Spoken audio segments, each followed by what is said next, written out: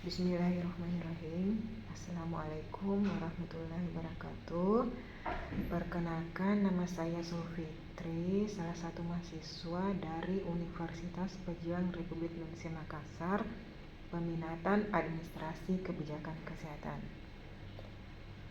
Kali ini kami dapat penugasan dari mata kuliah Pengorganisasian dan Pemberdayaan Masyarakat.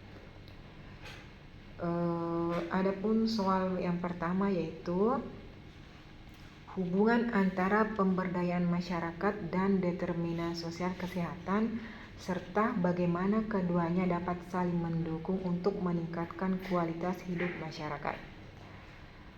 Pemberdayaan masyarakat dalam bidang kesehatan adalah suatu proses yang memungkinkan individu, keluarga, dan komunitas untuk meningkatkan kapasitas mereka dalam mengidentifikasi masalah kesehatan, mencari solusi, dan mengambil tindakan untuk meningkatkan kualitas kesehatan mereka. Sedangkan determinan sosial kesehatan adalah kondisi sosial, ekonomi, lingkungan, dan budaya yang mempengaruhi status kesehatan individu dan masyarakat. Adapun hubungan antara pemberdayaan dan determinan sosial kesehatan secara langsung memengaruhi determinan sosial kesehatan karena memberdayakan individu dan kelompok memungkinkan mereka untuk mengurangi ketimpangan sosial dan ekonomi, meningkatkan akses terhadap pendidikan kesehatan, perbaikan lingkungan fisik dan kesehatan, peningkatan akses layanan kesehatan, dan transformasi nilai budaya mendukung kesehatan. Adapun dampak positif pemberdayaan pada determinan sosial kesehatan adalah masyarakat lebih mandiri dalam mengatasi masalah kesehatan. Kedua, ketimpangan akses layanan kesehatan antara kelompok sosial ekonomi yang berbeda dapat dikurangi.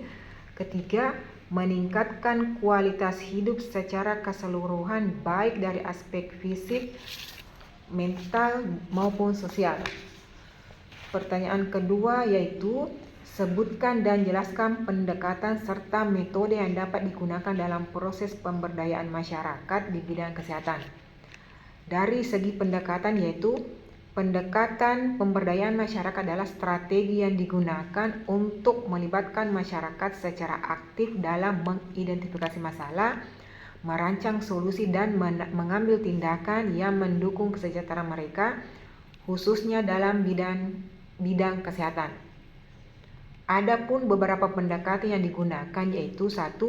Pendekatan partisipatif yang fokus pada keterlibatan aktif masyarakat dalam semua tahap pemberdayaan mulai dari identifikasi masalah hingga evaluasi program dan memberikan ruang bagi masyarakat untuk menyampaikan ide, pendapat, dan kebutuhannya.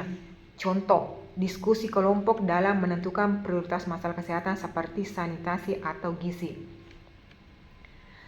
Kedua, pendekatan berbasis hak yang mengakui bahwa masyarakat memiliki hak untuk mendapatkan kesehatan yang layak, dan fasilitator berperan dalam membantu masyarakat menyadari hak-hak mereka dan mengadvokasikannya. Contoh edukasi tentang hak asas layanan kesehatan dasar. Ketiga, pendekatan kolaboratif yang mengedepankan kerjasama antara masyarakat, fasilitator, dan pihak-pihak lain seperti pemerintah, organisasi non-pemerintah, atau sektor swasta, dan menekankan pembagian tanggung jawab dan sumber daya untuk mencapai tujuan bersama. Contoh, program kesehatan berbasis kemitraan antara komunikasi lokal dan puskesmas. Pendekatan selanjutnya itu pendekatan holistik. Pendekatan holistik adalah pendekatan yang menyeluruh dengan mempertimbangkan semua aspek kehidupan. Contoh pendekatan holistik dalam bidang kesehatan. Pendekatan holistik mempertimbangkan kesejahteraan fisik, mental, emosional, sosial, dan spiritual. Selanjutnya, pendekatan transformasional. Pendekatan pemberdayaan masyarakat secara transformasional adalah pendekatan yang melibatkan proses pembelajaran dan pelatihan untuk mengembangkan potensi masyarakat.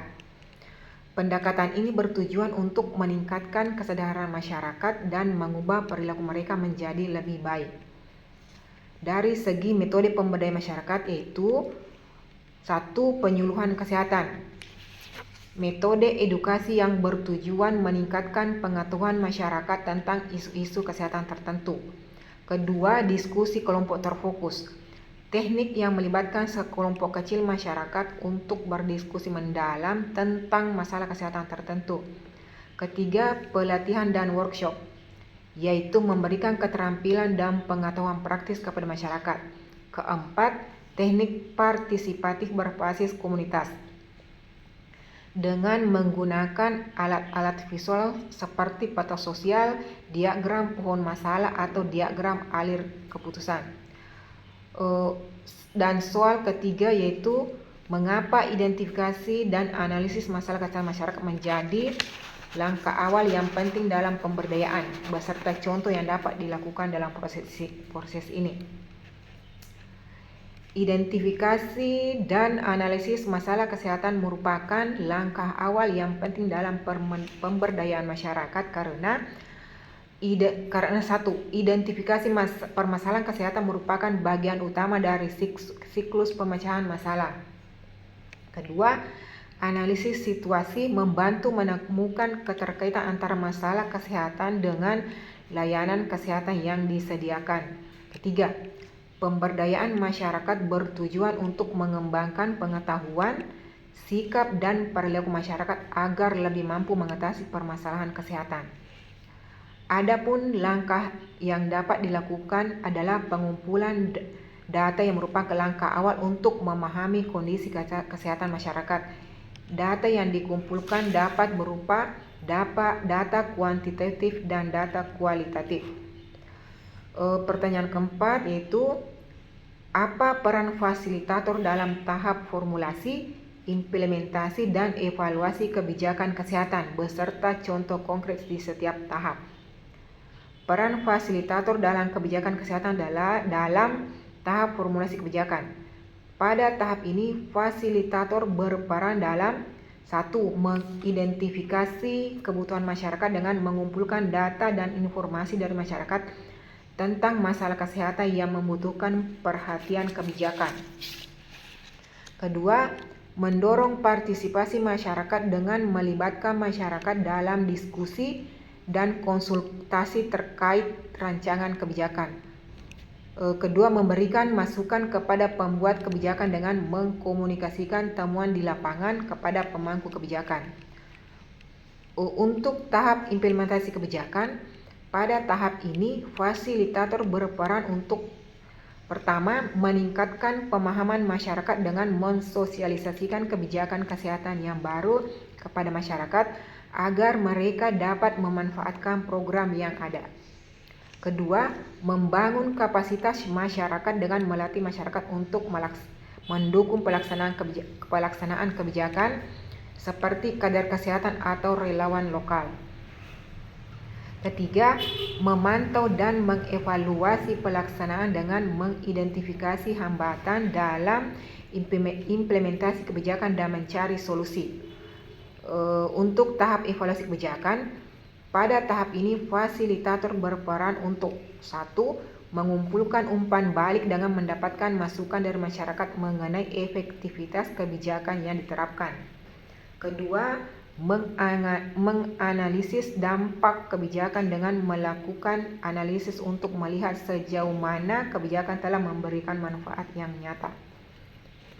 Ketiga, menyampaikan hasil evaluasi dengan mengkomunikasikan temuan kepada pemerintah dan pemangku kepentingan lainnya untuk memperbaiki kebijakan. Dan soal terakhir adalah dalam situasi di mana masyarakat kurang terlibat dalam penyusunan kebijakan kesehatan, maka langkah yang dapat dilakukan fasilitator untuk meningkatkan partisipasi masyarakat dengan meningkatkan edukasi dan menyediakan ruang partisipatif yang inklusif atau ketercakupan. Demikian video edukasi dalam menjawab pertanyaan dari saya. Sekian dan Assalamualaikum warahmatullahi wabarakatuh.